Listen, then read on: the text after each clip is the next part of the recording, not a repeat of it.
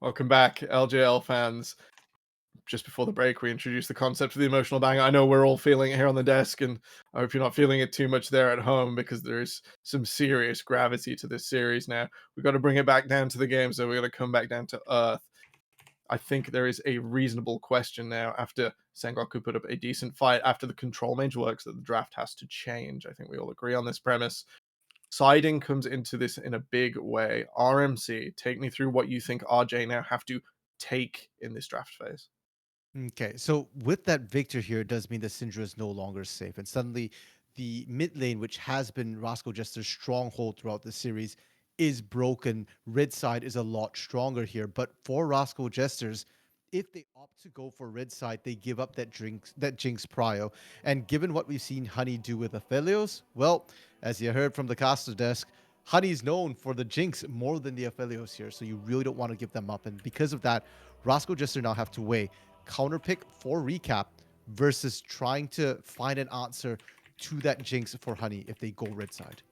It's really, really dangerous. We've mentioned again the Honey Show, the Honey Show, the Honey Show. Aphelios is in a currently pretty weak position, and he's still able to pull out these big things. Swan, is Honey stuck on Aphelios right now, and will that out occur? I Yes and no to your question. He's stuck there because it's one of the better responses currently in the meta to a Jinx. Honey is also just a hyper carry player. He has always been a hyper carry player since we've really seen him. He's only played in the LJL, remember, professionally. So like, he kind of came up and he made a stance and kind of defined himself as a Jinx player last year. Played a bit of Aphelios, still felt a very similar role in that kind of place. So yes, I hope he can get a Jinx game. I'd be very happy with the Jinx game. I'd love a Jinx game for Honey. Jinx game for Honey, more of the Honey Show, yes, Please. please. Middle cut. When it comes to the way you now have to approach game 4 after you make a break, in which way can, in your mind, and that's this is completely your opinion, you don't have to stick to anything Okay, lore okay, wise, okay, okay. which way does Sengoku break game 4 and push it to Silver Scrapes? So this is pretty difficult for me because honestly, the way that that previous game was going, I don't think that Sengoku had actually done much stuff different. Like Mm, there are some adaptations in the draft, but it felt very, very similar to game one and game two, where we ended up having that late game objective flip, which really decided the Oh, entire game. And that's not really a reliable strategy. It worked a couple times for Rascal Jesters. It's now worked once for Sengoku.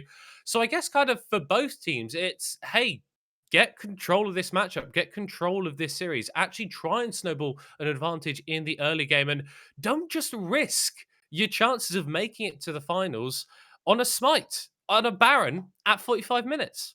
Just don't do Swan, that. Swan, Middle cut mm, has said we have to go fast and we have to go secure. yes. You are the LJL historian right here, right now. Mm, With the nameplates on, with the names mm, once from Burning Core Deep History, from mm. Honey, can they even escape the early game? I mean, yeah, they should. Well, Because this late okay. game has clearly been very backwards and forwards. Both these teams Historically, favor it. no, they shouldn't be able to get out. Once, especially way back in his earlier of his career, before we even started covering the LJL, he made international performances, remember. This is not his first rodeo. He is a profoundly strong jungler.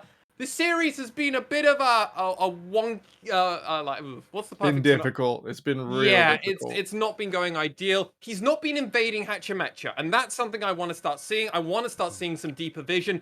I want to see NT actually walking around a bit more with him, and I think that's an angle where if they tighten those screws up, there's definitely an opportunity to really mess with Rascal Jester's early game. Yeah, When I and I pull just want to back, add on top of go that, go go for sorry, it. Go for it. but the Lee Sin from once this game, Oh, once tried to invade. We saw that coming through, but the mm, vision protection from Rascal Jesters is good, and it yeah. just doubles down to your point that NT needs to start moving with once for that sort of invade to start working. When I saw the revitalized Sengoku, because I am a Sengoku super fan, that is my particular LJL angle. In the early weeks of this season, this revitalized Sengoku, it was NT's Tom Kenji starting to get banned because he goes into the jungle with wands, he messes his opponents up. Mhm. It's not happening in the high pressure situations, and transferring something you know and love into this all-important series is clearly a stumbling block for Sengoku we have to see them overcome. We've identified how Sengoku can break here.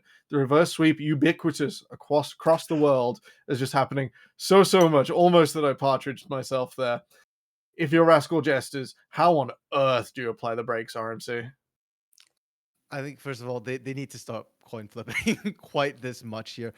They lost the last 2 fights because they were pushing a little bit too aggressively there.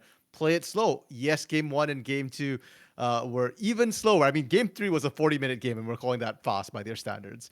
But Rascal Jester just look better when they just take small advantages, turn away, small advantages, turn away. Don't overstay your welcome. And I think that's what they need to do for this game 4 once again is don't get greedy here. You're getting hands checked when you're being greedy. And Sengoku right now just looking better with that hands check. Better with that hands check. Indeed. Middle cut. Last time. Casters are up. Indeed. Okay. Never mind. I'm going to have to cut away here. Just as hopefully Sengoku cut us to a game 5. I want more, gentlemen. I think you want more across the desk. Silver Scrape! Silver Scrapes! All right. I'm not going to sing like Mark. Take it away, boys. Everything is fine here. Nothing is burning down. Everything is fine. Nothing is burning down. Oh, hi. Sorry, guys. I wasn't paying attention. Silver Scrapes? No, not quite yet. We're at game 4. I am not traumatized and I am drinking just tea. We are at a very extraordinary point in this series. It is, I believe, well over 120 minutes in 3 games.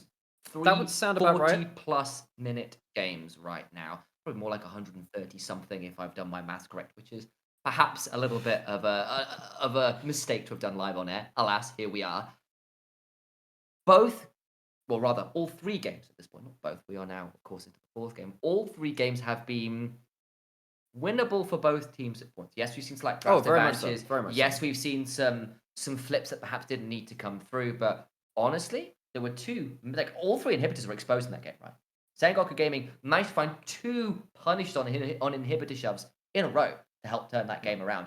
It's been nail-bitingly close differences. They've decided 3 of these games now. Yeah, and it feels like for Sengoku it has come down to whether or not like these flash points have worked out, right? The Infernum ultimates, the ability to actually find something in these big team fights, because it's not necessarily been swift, macro, crushing decisions, and because no one's playing for the early game, it's often come down to that. That's what it has come down to. So I'm now looking at this, and I'm actually not sure if our camera has survived through all of this, but that's okay. Internet is a we thing. can hopefully it'll carry us over the legs. My days, it's different. We've got switch sides for the 4th game. Sengoku Gaming Well, are actually, over so on the blue side, and because of course you got to remember loser's side choice. So I believe Rascal Jester would have chosen to flip sides. yes, and this is something that actually as soon as we came off of air from that last game, we're saying, okay, Rascal Jesters, let's see your red side. Let's see what we can do, because you need to have some way to, and it was Middle Card that brought up the Victor really modifying the draft. Because you need to not give Jet a champion which can just take over the game, because he's looked at your whole team comp and says, this'll do. You need something to give Recap extra tools to work with. They already banned away a lot of champions in the second round of bans. What can they do with this? Now, you're potentially giving up first pick Jinx to Honey. That's something which Rascal Jester have relied on the entire series so far. Sol has looked incredible on it, but you know what? Sol's a great Jinx. Honey might just be the best. When Honey went from being a rookie to a journeyman and then to a superstar, the pick he did it on was Jinx. Go watch back the VODs on Axis last year. He was doing incredible things on the champion before it became a blue 1 first pick priority. The response, though, Xayah, Rakan, Sol Xayah was pretty extraordinary versus Binding Core. It was, and now you have a 2v2 lane. Secret and Sol. I mean, I think it was something which, again, the desk said right at the start of the series. If you're going to talk about a lane which can actually contend with DFM's bot lane in lane, it's Sol and Secret, and everyone else is not close. And you're looking now at Xayah Rakan versus Jinx Lulu. Double Enchanter, high damage, hyper carries, all the tools to make it work. And with a Jarvan on Sengoku, you're setting up for a 3v3 bot side if you really want it. Now, Rascal Jester, Hachimecha, you don't have the Lee Sin, you banned that away. What have you got for this? Trundle? Or are they, or what they might do, because I mean, Hachimecha every so often, and it's not too often anymore, pulls out something weird. Something like a Kayn or a Skarner or something. He has a large champion pool. What's he prepped for this series, but potentially the game which sees you through into yet another finals?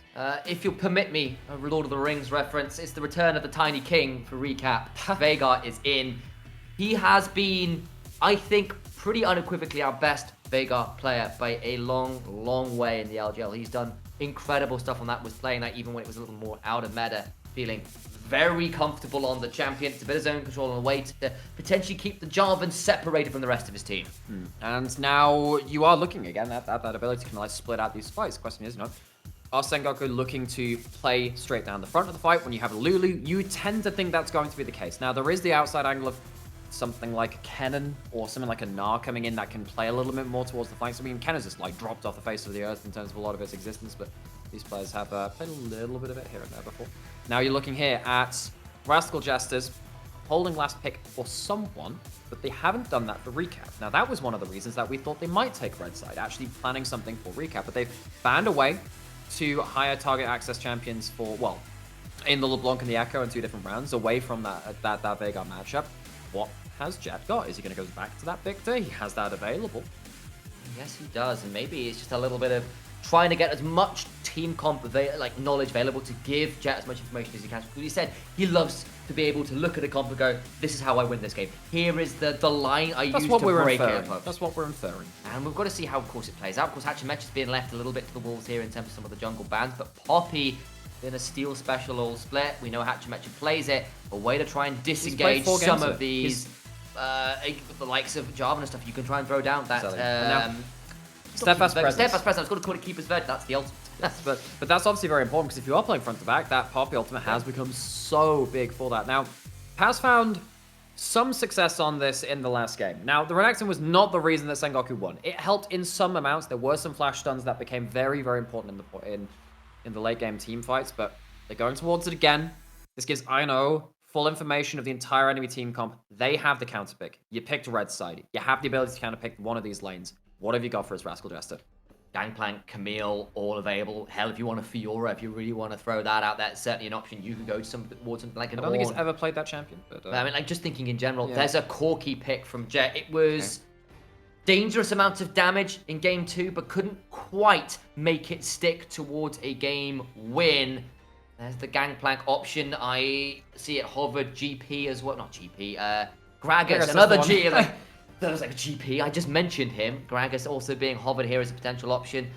Both would make some sense here. The Gragas gives you more disengage again. It gives the ability to separate the team comp with the Cage, with the Krask, and then with the Keeper's Verdict. But of course, that's not locked in. It's going to be the Gnar. Okay. It gives them the ability to jump forward yet again. Zone control over the side of Rascal Jester. They have themselves parity in terms of range because you got the Xayah versus the Corki. That's going to be the real poke battle. That's going to be the arm wrestle in the mid lane with the Veigar occasionally stepping up to the plate. But, you know, we saw Jet play the Veigar earlier in the series, and it was monstrous. It wasn't in a win, but he was managing to assassinate the AD carry in ridiculous team fights. Now, we're looking at Recap now in a comp where you are playing against the Jinx, you're playing against the Corki. They're going to be hard to reach. But Renekton and Jarvan, they're people you can really start to block getting into those fights alongside the Poppy. I think Rascal Jesters, if they're playing on the playing on the back foot rather, with people diving into them, they're more happy in this game as opposed to Sengoku having that same factor in the last one. They flipped the script a little bit in this game.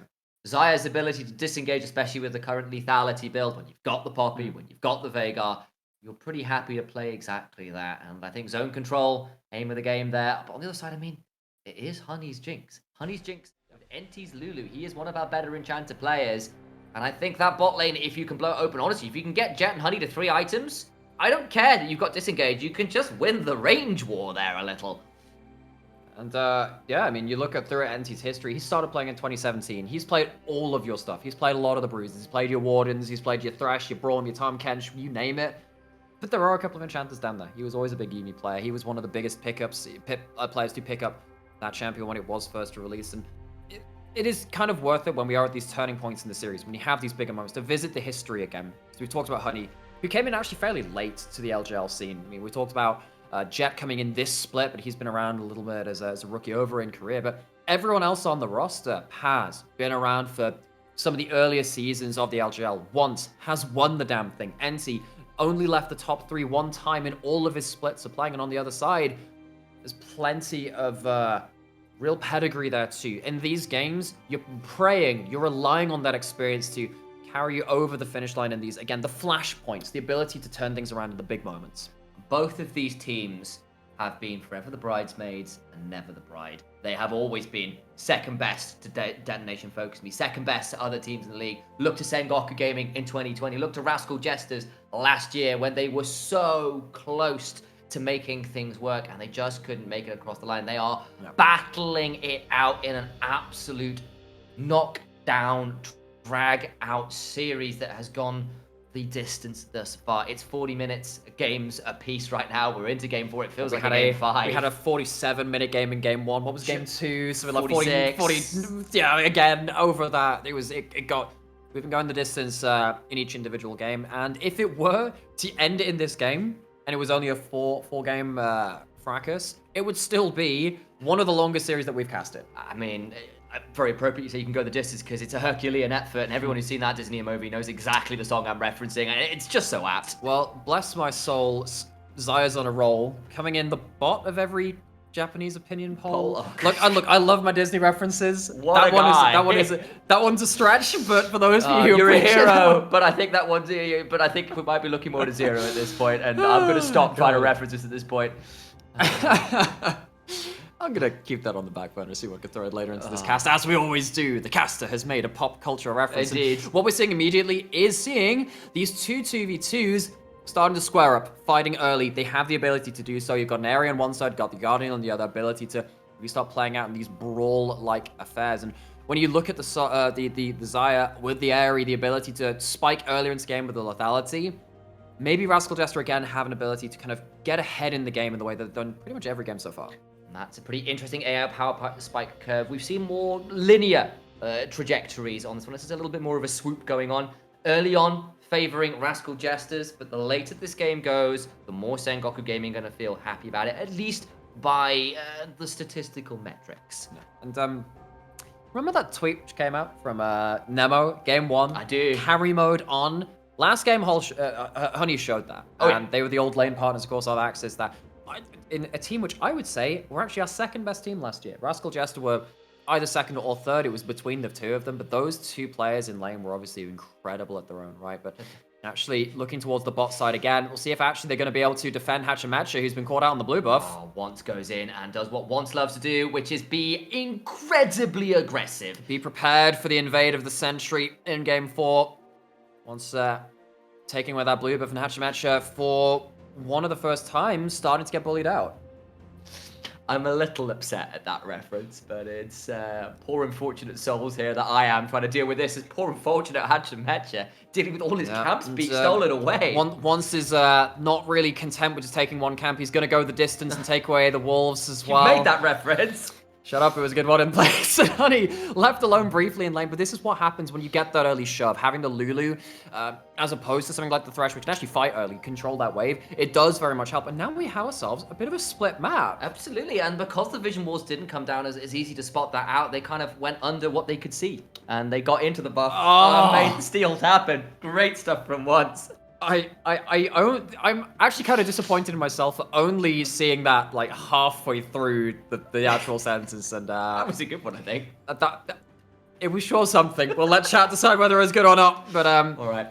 We definitely know that these players in the bot lane, we've seen the camera pan down here time and time again. It's because they're so important and they are so damn good in their own right. And I love the fact that in this draft, some of the previous drafts I've thought, okay, they feel a little bit impotent, a little bit toothless, and I feel like these teams haven't drafted well. In this game, plenty of answers across the board on both sides. I think this is competitive. I think both these teams have hype carries to play around, ways to play around, different engages, and ways to deal with certain other champions on the other team. This should be a tight, close affair, and I like that it has come down after a couple of very close games. All the tools on the table are now setting them up for another confrontation of a similar standard. Absolutely, and it's, as you said, you isolated the Jinx, Lulu, and we kind of called out in the last game that at least why some of the pros and the coaches say, look, this is why Renekton's partly picked, is that ability to draw pressure and play semi-weak side 1v2 scenarios and still kind of like be semi-aggressive at the same time and give freedom to your enchanted Jinx lane to try and shove up.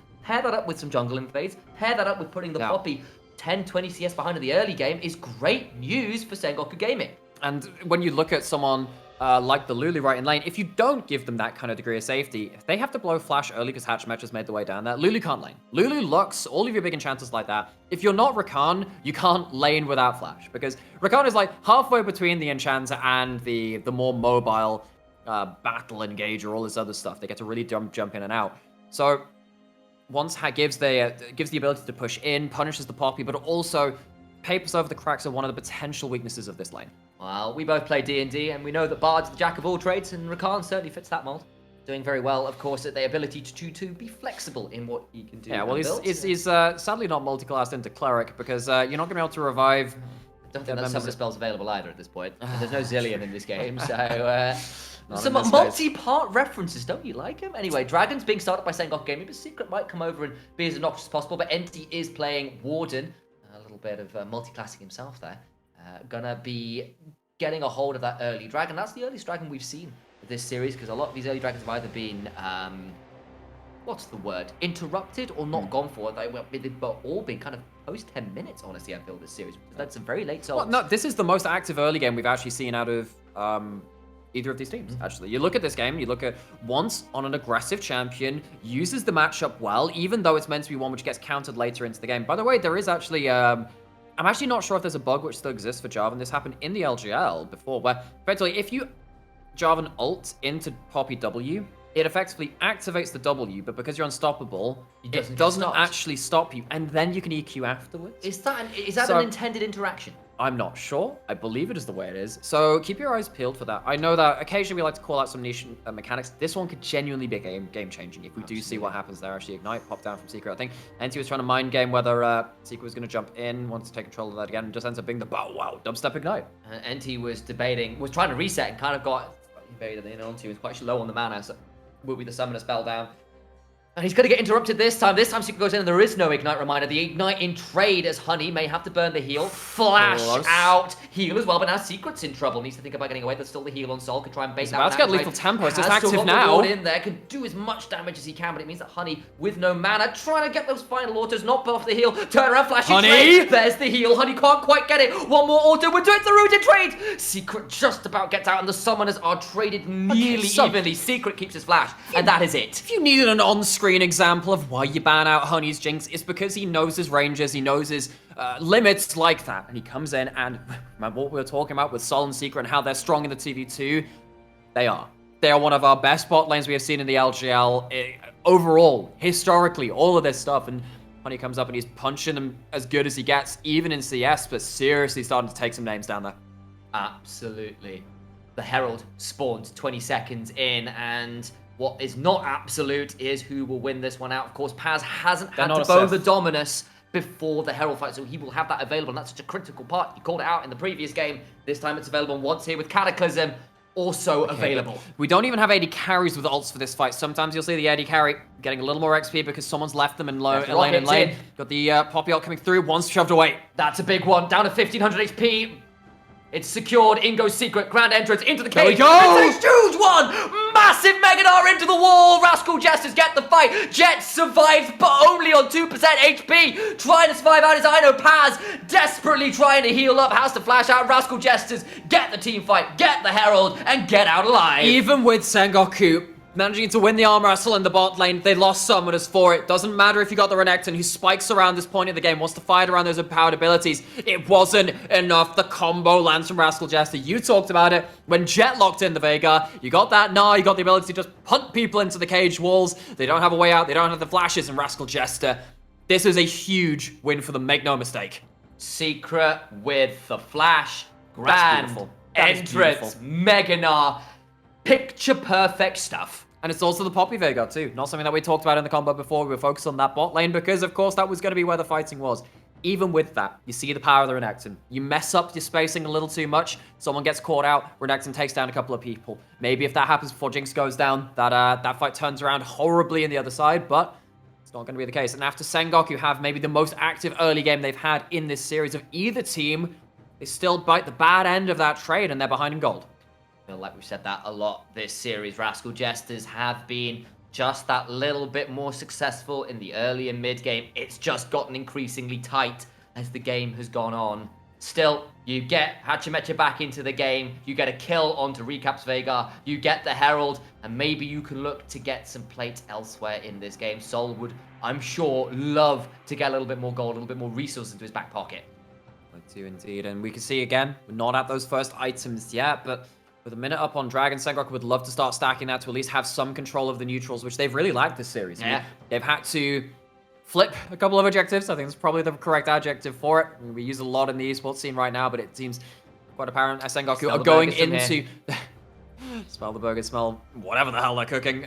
But Rocks in the finals. We've been over this. Back to that. well, I mean, speaking of rocks, I mean, we were talking about the rock, paper, scissors. You know, Sengoku were meant to have the better matchup versus Rascal Jester. Heck, we both thought that Sengoku were going to win this 3-1. Rascal Jester have sucker punched them. They have slapped them. It hasn't been an one-sided affair. It has been very close. But getting those 2 early victories, it's definitely rocked what we thought of Sengoku.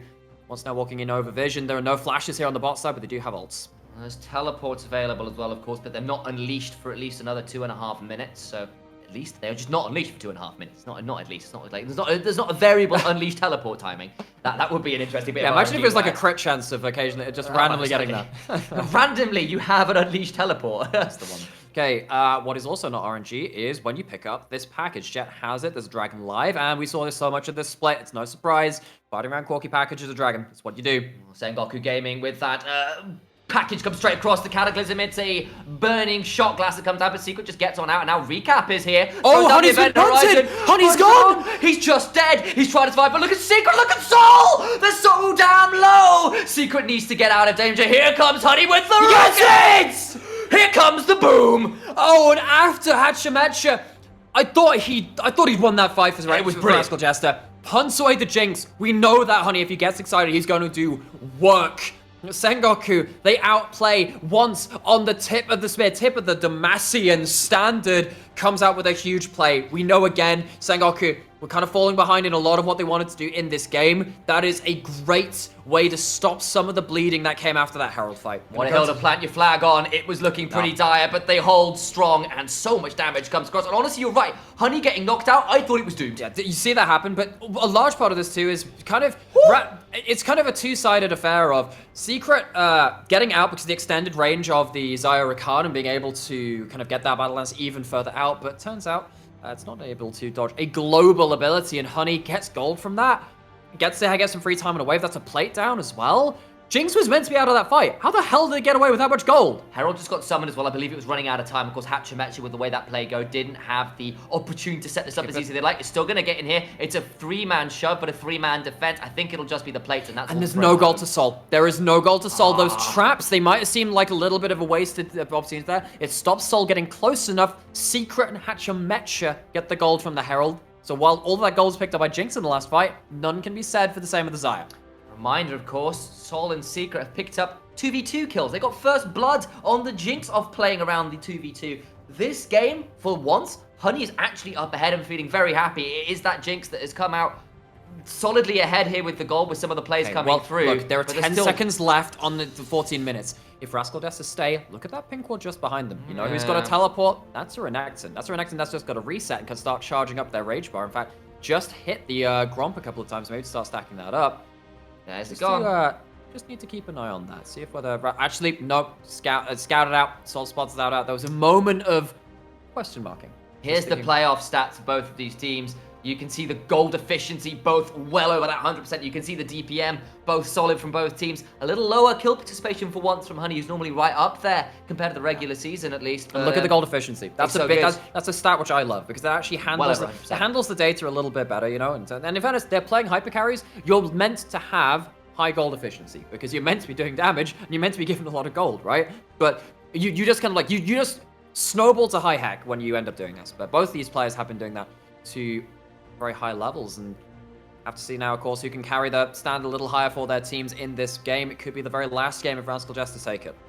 All the while, though, we've been focusing on bot side, but there were 4 plates that went down to Ino in the top. Gets first tower down as well in the face of the Renekton. I think partly that was a result of how the Herald play went when Taz kind of got out of lane, a bit of an awkward state. Ino gets a good shove in. You end up with a fantastic situation for this Gnar over the Renekton, who, as we said, has been a controversial pick in pro play over the past few patches and years. Yes, and I do want to just kind of revisit something again, because there are many people who will be tuning into these games for the purpose of watching MSI. Yes. And they'll be watching it because it's playoff season. You just want to watch the playoffs of a region. And you might look at this and go, see LJL, look at this low level of play. I think a lot of what these teams are doing is currently very unseen. The way that Sengoku was setting up for those plays, the way that Once is actually playing very aggressively and playing towards limits. I do think these teams are playing at a high level. Listen to Random Minion Counter on the desk earlier in the days, saying, you know, if you send one of these two teams internationally, they'd probably fight it out with the other minor region firsties. These are not bad teams, even though they are technically second and third in this region. And now, of course, DFM sit at a pedestal above them, but these two teams are doing a lot of work, and not all of it's getting noticed. What happens when you put two closely matched teams together? You get a closely matched series. What a surprise. And sometimes you are going to be second-guessing each other. It does mean you get awkward affairs, but a lot of that's because the nullifying impacts come out so strong from both these teams. And we've seen some slightly odd drafts, but part of that is series meta. micro metas, where you're trying to one-up your opponents, especially when you are so closely matched and you don't necessarily feel that a standard draft is always going to win you the advantages you're looking for. 16 minutes into this game, Sengoku have 2 dragons. They've got themselves the second herald, but it is 2 towers and a fair gold lead right now to Rascal Jesters. And Secret on the flank gets on, but the Mega, well, it's not enough. He's gone. I was going to say the wild growth might keep him alive, and he's just dead to right. Secret taken pretty low, but there's nothing more to write home about. A quick pick, 40 seconds before the dragon. We said in a couple of the earlier games, that's a lot of safety for Jet and Honey. There's no throws, no engage. Not the case in this game. Secret really not wanting to let this series go to a game 5. Pick off the Jinx under the turret, and that's very important. It does deny that Jinx, who had been getting quite a lot of gold, actually. It denies them the ability to kind of just keep pushing ahead in this game. Absolutely, indeed. All of the other words that convey agreements in the highest terms. Agreement. There we go. I put a nice little neologism there. But all the while, you're looking at a switch in how the mid laners performed last game. Remember, Jet 3-0 on the Victor early on.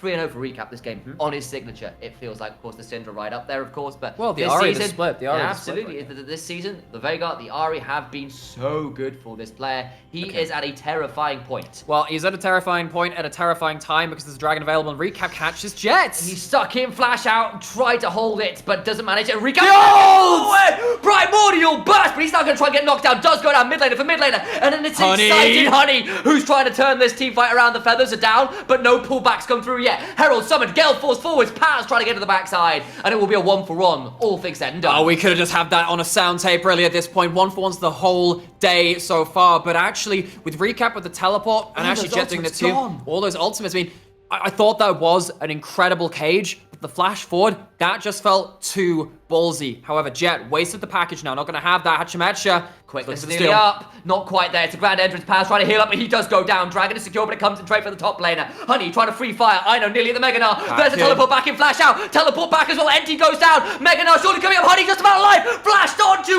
walloped into the dirt. The back end once trying to disengage. It's a double for Sol. And look at the damage coming back from Recap. Recap's the start of the play and gets another once now, trying to escape, flag and drag over the wall. But that's it. He'll get out and little else to write home about. Oh, and Sengoku, they did a lot of legwork at the start of that fight. They thought they had themselves, okay, we can teleport back into this fight. Vision control from Rascal Jester was achieved on the bottom half of the map, though. Recap gets an angle, comes in, and I know helps the team run down the retreating Sengoku members.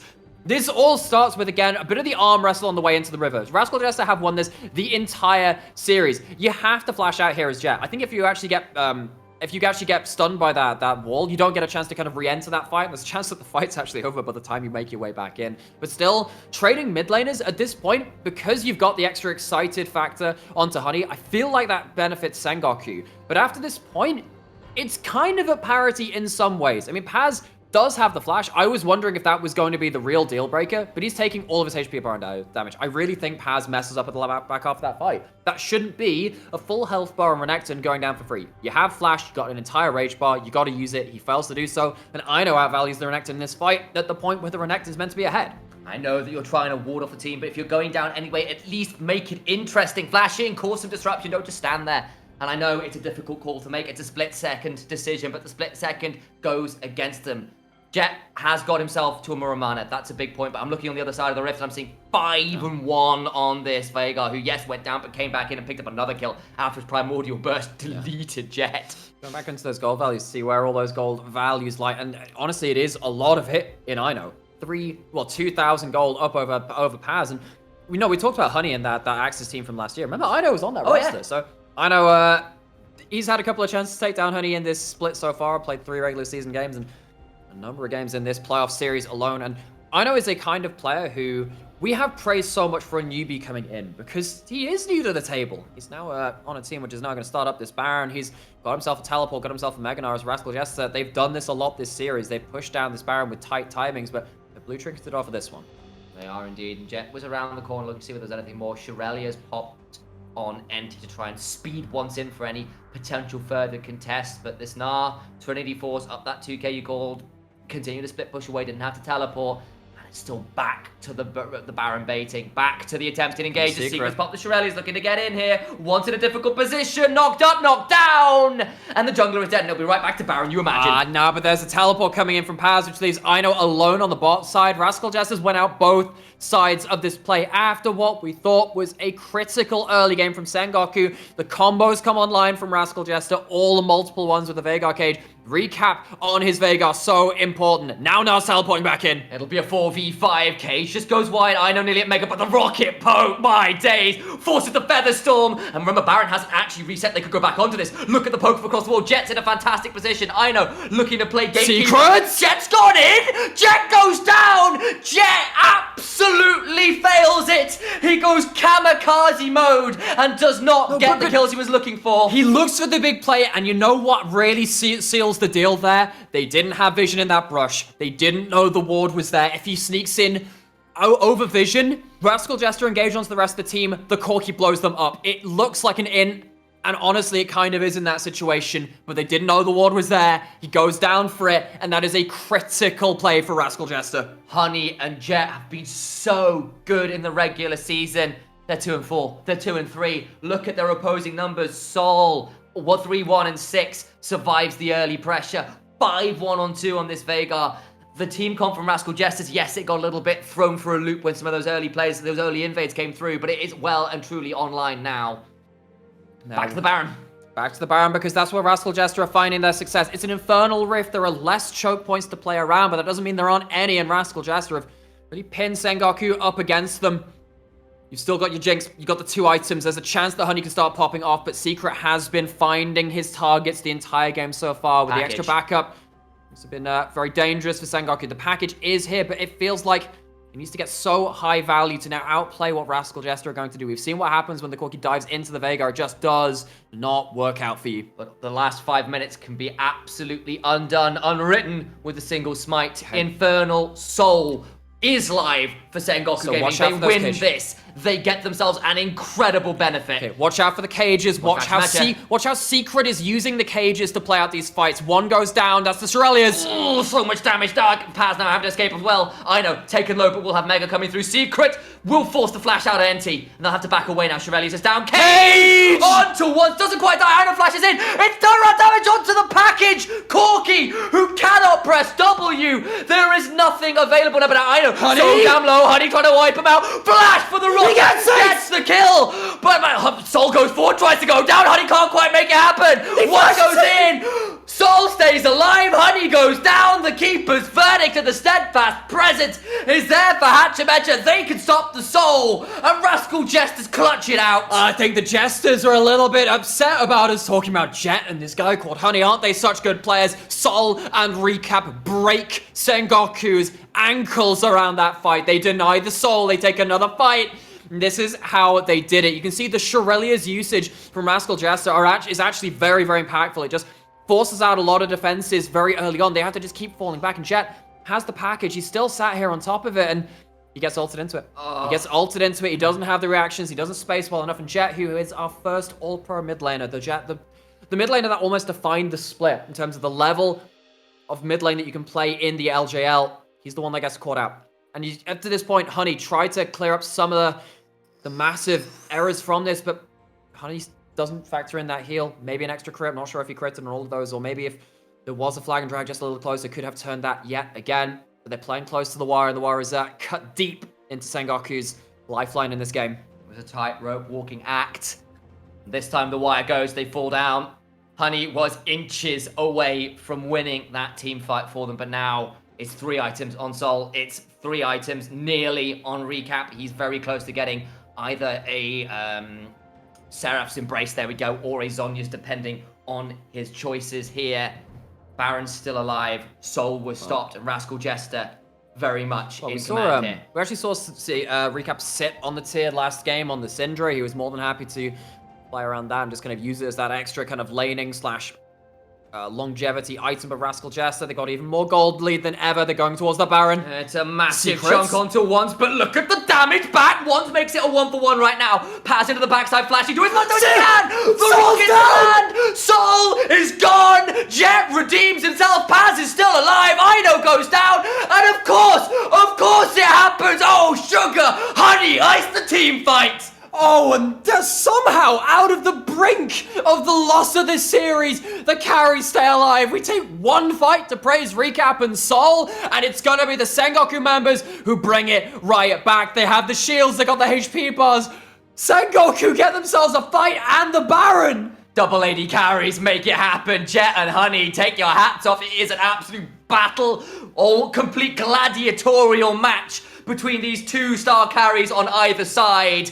Here we go, let's watch it again, because Wands somehow, some way, makes Secret pay. And one of the big things is Secret dies far too early, and where's your threat now? You don't have the Veigar cage, you don't have the Rakan doing everything, and Paz flashes beyond the feathers and kills Xayah. This Renekton, which we have had a lot of things to say about, pulls out a critical kill on the absolute depth of this game.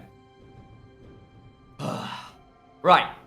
I'm going to need a second to breathe. Do you want me to take over a bit? We've got ourselves a mid lane siege. We've got Hachimetra and Secret on a flank, on the so I flank. don't Secret think I'm has going to be flash. given an option. It's a breathless engage, a breathless series. Secret goes in, does get a chunk on the Paz, but he's pretty happy as well as Recap is chunked in response. The later the game goes, yes, you've got infinite scaling in terms of the AP on Veigar, but his range becomes more and more of an issue because he just can't survive poke. What he can do is stall out. He can kill minions, stop Sengoku getting the best of this situation, because if Paz isn't at the fight, actually a lot of the front line starts to struggle for the side of Sengoku. You got Once, who's done an admirable job as a Jarvan into this team. 1 to a 9, you can put that 9 in the death column against that comp, and I wouldn't necessarily be surprised. Once, Middlecott asked him to step up. He's been taking a couple of leaps and bounds forwards in this game, getting some of those key team fights in order. 100% kill participation, slashes that gold lead in, well, I was going to say half, it's significantly more than that, it's all but gone at this point. Now they're holding on to this mid lane turret, and actually Rascal Jester is still the one sieging. Yes, you've got the Baron, but I don't know how much structural damage they'll be able to do. Okay, important itemization update QSS down, Honey. You look at that Veigar cage, maybe there's a way that Honey can outplay it just one more time, and with the way that the gold is going, or the way the objectives are playing out this late game, it might just be one more fight which could work, and Secret is looking for the game-ending play himself. Goes in a long flank for, seems like the nth time this game. Doesn't find anything for this time. Once is hanging around trying to play flanker here as well. We've got 40 seconds until another Infernal Soul point, or Infernal Soul fight. This would be Sengoku Soul. If they can get into the river, it's Rascal Jesters who are holding court. Has warded away by a Dark Matter. Soul chunked out Honey in trade as well. He's got the shields on top of him. Remember, he's still got Legends Bloodline, able to heal up just a little bit. Still the rest of the Baron buff ticking up for Sengoku. So again, this is the arm wrestle in mid, which Rascal Jesters have won so often, but this time we've got a package to worry about. The gold is not nearly as healthy as it was for Rascal Jesters before, but all it takes is one mistake, one more jet going into the Veigar cage, and things can turn around. Once again, watch for the Shurelias, watch for the rockets, and watch for the Veigar cages. Soul's chunk low. He's going to be out before this fight. I think that's it. It's Soul gone. They missed the rocket. Soul needs to heal up now. He needs to get into this fight now. There is a flash on Secret. Where's the Poppy? Where's the Poppy? Maybe a keeper's verdict. Will it hit? No, it doesn't. It's not who it needs to be. Once it's still stuck in the back of the pit, though, and it will disengage to allow Soul to come back in. Okay, so now actually Rascal Jesters, again, they're playing as a unit. They're able to disengage. Secrets on the flank. Tries to get back in, once chunked out, but no, I know how to flash away. Paz still here. Package comes through into the stopwatch. The top laner is dead. Hatchman's in the back. He gets the dragon, but will go down. It's 2 in trade. It's the back end of this, of course, as Recap secures a kill back. It's still going to be a 3-for-1. Dragon will count as Well, is that fantastic going to be the addition. end of it? There's a lot of people left here trying to hunt down Rascal Secret Jester. trying to survive. It's Sol and Secret, the lovers duo, but I think it might be more like a tragedy. It's Romeo and Juliet, but they're not drinking poison. They're drinking rockets, courtesy of Honey. And it goes down oh so bitter for Rascal Jester because we know that reverse sweeps happen quite a lot in our sport. They happen a lot in our game. There's something about the psychology, something in the air. And it's in the river in this fight because Sengoku, they find another way to find one of these late game fights. They're starting to fire on slightly more cylinders than they were in the first two. A lot of this does come down to the fact that Sol was not in position at the first time because he had been chunked out. I know actually doesn't get that much with the cage done. And again, after the cage is down, after you've used the Gnarl, if the Jinx and the Corki aren't dead by that point, there is a window of time for them to get a couple of skill rotations out and someone is hitting the ground. You get excited after that point, and Rascal just needs to play on with the retreat. That's kind of what happens here, and this is actually quite a threatened situation for Sengoku in the dive. You can see how much damage Sol is doing, but it's not quite enough at this time. Oh, LJL. Wherefore art thou, LJL? A rose by any other name would smell as sweet. Game 5 might smell sweeter, I tell you now. We've leveled up our level of English literature. We've moved from Disney movies into Shakespearean tragedies, and I'm not gonna call it. I mean, we've had a couple of games where it felt like it was a comedy of errors on that same note, but it would be a Midsummer's Night Dream for Sengoku to reach those finals after reverse sweep. It's gonna take an absolute brawl to do so. They're gonna have to fight tooth and nail, and Rascal Jester are still stood in their way. Absolutely. Midsummer's Night Dream was quite the play back in Shakespeare's day. It was all about kind of coming to a resolution between difficult situations and coming out on top despite it. Probably won't go into a full Shakespearean rant at this point. I'll save you all that. But either way, it's certainly turning out to a game of a few acts, a series with a few acts. And this one's going to have a bit more pyrotechnics in it. So Nino is on this bot side, and he might have to deal with some fireworks coming out of Jet, but Jet not able to find the right angle at this time. Ino walks away after pushing in that bot side, and we're still in an even-ish game. It's going to come down to these team fights, and as it so often does with these late-game scenarios, one mistake could determine your entire split. And that is such an amount of pressure to put on these players. We have rookies, we have veterans, but all of them are equal on the field right now, and your gameplay determines the rest. Right, mid lane shove. Now the next aim of the game. Still going to be a hot point for both of these teams. Wave control being critical throughout the series. We've seen a lot of J-ramming for honestly good reason. Both top laners now roaming up, matching, fighting over this red buff. It's going to be secured by Jet with a big one. I'm the crew carry now. Rockets away. I don't even need to auto-attack with this build as Jet does walk away with that. But you can see the Rascal Jesters, as opposed to some of the other times they've been on the back foot, they're actually across the river. They've managed to board that piece of terrain, and they're able to get vision across the other side of it. I know, a big part in that. Again, this guy that came in as a rookie last season and had a bit of a tough time of it. He didn't have the best split, or season rather, in the LJL, has started to really show up in spring of 2022, and he is now looking to bolster up his team, see what they can do alongside all of this. Oh my days, that's a lot of damage. Minute until the Infernal Break. That's a big chunk back with the feathers. Sol giving out as good as he takes it. I know, though, give him free time on towards this bot lane. And Baron is started up yet again from Rascal Jester. Once now, not in a position to fight for this Rascal Jester. Again, in the tug of war, starting to find the inches on the rope. Honey, taken pretty damn low. Sol is getting huge work down here. We talked about the Corki versus the Xayah. It would happen at some point, but we see a big one land, and we see 3 combos of feathers dropping back-to-back. 2-man Baron now coming in from Rascal Jester. Remember that one of the best things about Veigar's scaling is not just the AP. Your W goes down in cooldown as well. Recap is really low HP after that point, and they have to pull off. Do indeed, and that will prevent any further aggression onto the Baron. It will give Sengoku a chance to come in and clear out some of this vision. Rascal Jester did a very good job securing it and trying to put the pressure, turn the screws on Sengoku Gaming. Those screws can only go so deep, it does feel, because these fights are going to be so laden with damage. Again, you can set up the situation all you want. One click in the wrong direction, into a rocket, into the feathers, into whatever. Maybe it's a Veigar cage, maybe it's something else. That could be the entire game. Now, it's not going to be in the entire series, of course, if Sengoku wins. Rascal Jester have that extra mental advantage, I suppose, but they just lost the last one. Momentum in the series currently belongs to Sengoku, and This would mean so much for this team to reach the finals again. Means so much to these players, for so many of them to reach the finals for the first time. And it's going to be the Baron traded. But remember, it's not Rascal Jester on the Infernal Soul point. They are going to take themselves into the Dragon 3 back-to-back. Denied them the 3 times of asking. But look at Sengoku. They're going They're top. rushing it. They need to be able to get out of here as quickly as they can. There's no one to interrupt. So it'll just be an easy shove onto this tier 2. I don't think they're going to get the inhibitor turrets as easily. Reminder as well that prior to that sequence of plays where Rascal Jester had control around the Baron, Ino secured an inhibitor turret round there as well. Rascal Jester's now at soul point as well, so Sengoku need to make this Baron count or it's going to get real dicey in about 5 minutes. The thing is about taking an inhibitor, it only matters in terms of can you revisit it again, because you'll now have to playing against the package, against the Baron. Jet picking up the package right now, rather than saving it for a potential next Dragon spawn. Of course, it's on a 6-minute cooldown, have to be delayed now, that next Dragon. Sengoku wants to really use this buff. They want to use this to end the game. It's that ravenous Hydra in for Jet as well. The 4 items on Corki are well and truly complete. He is a Mac cannon. All the Halo references you want to make at that point. A Secret is off vision and can maybe try and punish Jet here. You can see again, Soul playing out those mind games with Jet, saying, okay, you're going to walk up for that rocket. I'm going to place my feathers here. Let's see how you like that. Jet doesn't have as much sustain, but he does have a Ravenous Hydra, able to use a little bit. He hits a wave, he'll start to heal back up. Clips on the other side, very much helping with that too.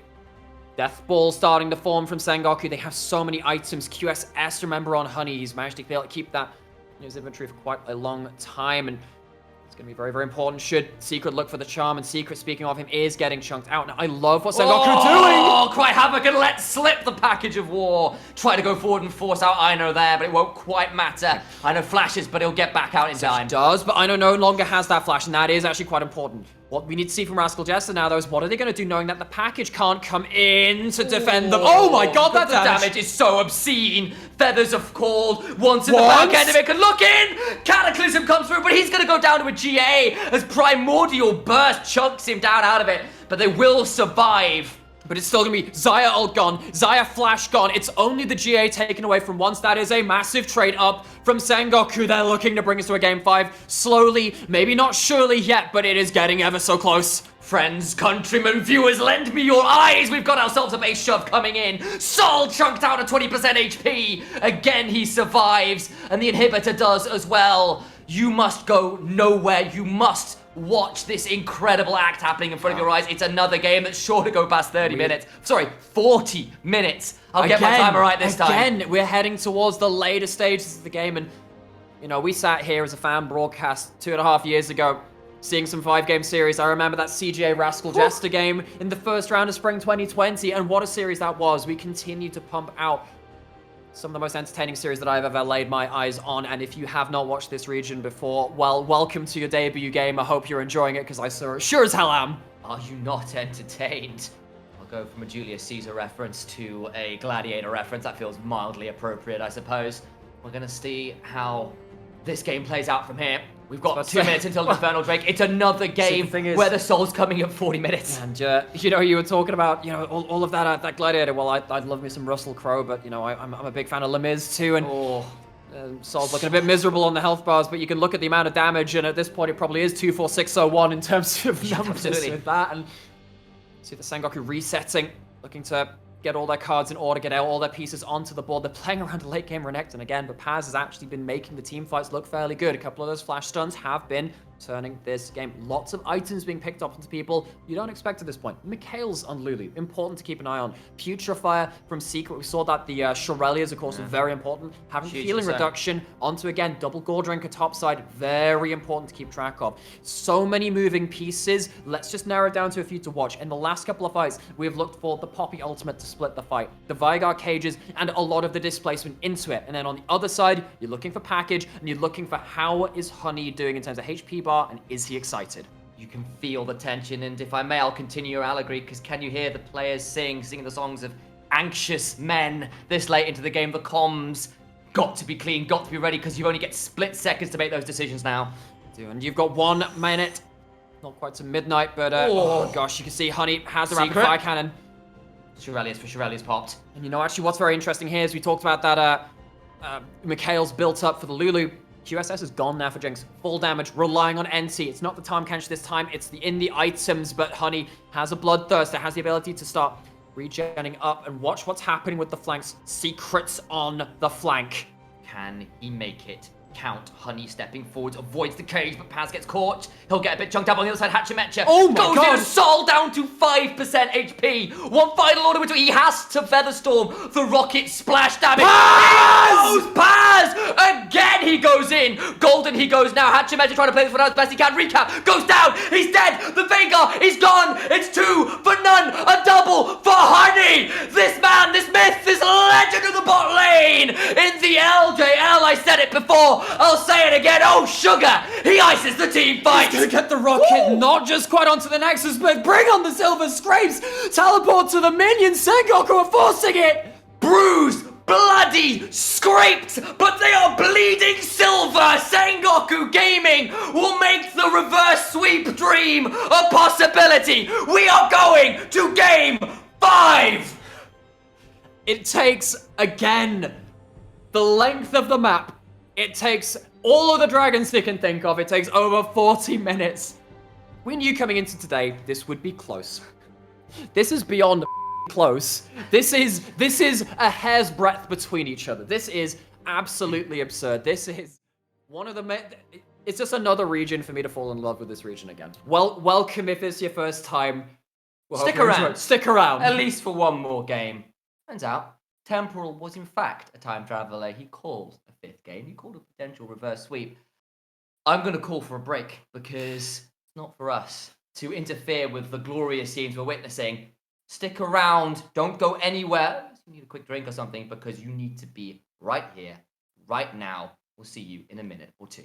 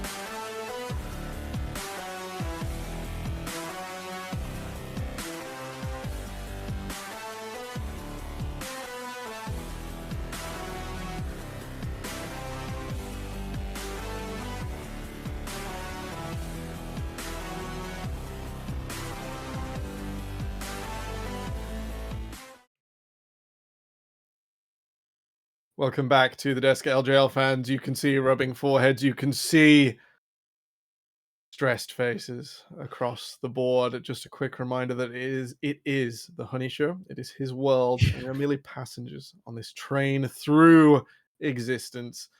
In Game 4, Rascal Jesters adapt. They twist away. They use their game lead to test whether giving Honey Jinx is the biggest mistake of all time. And in a vacuum, I think we knew the answer on the desk at the start. Swan, your feelings, because we've all got them right now. Oh, I'm so happy right now. I said I want Honey Jinx, and then I get Honey Jinx. I think Rascal Jester are going to go back to blue side. They're going to be one Good the to Jinx. stop this nonsense. And they're going to say no because they're not allowed that anymore. I'd be interested though to see if we see any of my other draft adaptation, but I'll leave that for the pre-game. Yeah, we'll leave that for the pre-game. I think we have some highlights. Let's play the tape. They're coming in just a moment. RMC, give me the feels. No, I completely agree with Maswan there. That was my concern when we were talking about side swaps and side selection. And you have to keep in mind Rascal Jesters too. You know, ultimately what they ended up R5ing was that top lane and the Gnar, and it looked good for Ino, but it wasn't enough. You know, it just doesn't feel like it's worth giving up that Jinx here. And even with recap and the Vigar, sure he performed great, but it's just not overcoming that range advantage that Jinx has. Now, this replay, I do want to touch on it first because this was that early invade coming through from once, and that was what we had called for. We said we wanted to see a team be more proactive, try and take over early, and once did do that with the rest of Sengoku. It set a good foundation, though the mid game still did drag out. It did drag out. We addressed in previous games and sort of throughout this series, not a lot of proactivity, not a lot of breaking open the early game. It was definitely the case that once time teamed up here, they got Honey and Enti just out of lane at the perfect time. We're able to move through the jungle and actually make that early game matter. We're going to keep playing the tape and keep going through some of our clips to remember this, the way this historic series has come together and the way in which we are going to Game 5. Do we have another clip? It's okay. It's all right. We're going to get there. I'm losing it. I don't know how production's keeping it together. Middle cut. Take us through the Herald fight. Well, Yep, nope. It's an old and it's honestly temporal. Like this was great from Rascal Jester. They got a couple nice picks here, but Combo. I'm still in awe of this series. I'm still in awe of how close these teams are fighting, and for every punch that one of them throws, there's another couple thrown straight back and straight back and straight back, and it is such a privilege. It is such a pleasure to watch two teams that are so evenly matched, both in their strengths and in their flaws, really going at it. It's peak LJL, my friend. It is absolutely the pinnacle of the romance of this region. RMC, we're going to cut it to another dragon fight. This is something where we saw Honey start to take off.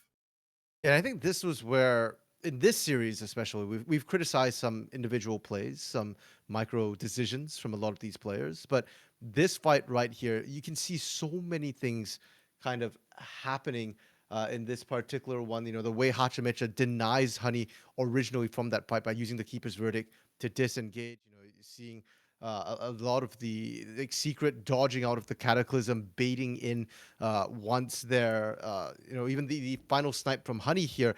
And this was kind of just the hallmark of this game. This game was not sloppy play from either of these teams. I think they've actually tightened up their play after 3 hours of game time here, which is incredible. And it's leading into similar outcomes, but a very different method to get there. And that makes me very excited for this Game 5. If both teams can maintain this level of play here, well, we're in for a treat, boys. We are in for a treat. It has been over 5 hours of broadcast time. The pressure is well and truly on. Swan, take us through the clip.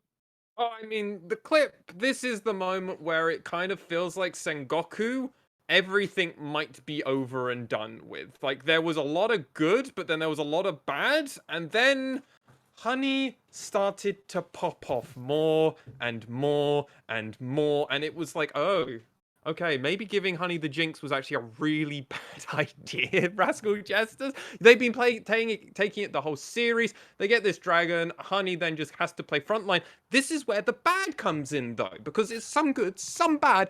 this is the bad. No one's able to peel for Honey because they kind of lost their front line and then it's just capitulated out. I mean, there's good ideas from Sengoku, but these are the small mistakes that they kept making throughout the series. And if they can keep tuning it up, I have to imagine the mental game is currently slightly on their favor, being 2-0 at the moment, as opposed to Rascal Jester, who are 0-2 at the moment. And it's been such a close series. Honestly, anyone could take this final game. It really could, as you mentioned, the momentum normally with the team on the reverse sweep. No. Despite that, these games have all been punch and counterpunch, as you mentioned, time and time again. One forwards, one step backwards. Middle cut, this is an all-important fight.